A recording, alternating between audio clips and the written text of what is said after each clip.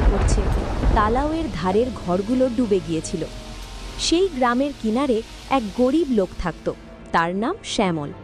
বয়স প্রায় ৩৫, কাঁধ ঝুঁকে পড়া।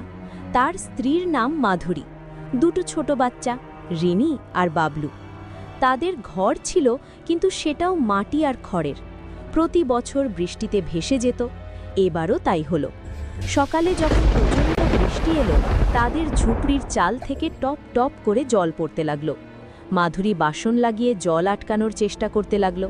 বাচ্চারা কাঁপতে লাগলো, কিন্তু দুপুরের মধ্যে ঝুপড়ির দেওয়াল গলে যেতে লাগলো। রাতের বেলা বৃষ্টির ফোঁটা টিনের চালে লাগাতার পড়ছে।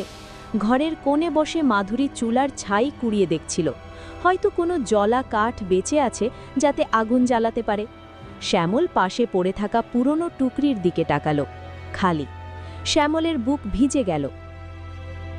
শোনো, কিছু টাকার ব্যবস্থা করো, বাচ্চারা খিদেতে কাঁদছে, দুদিন ধরে শুধু চোরা খেয়ে।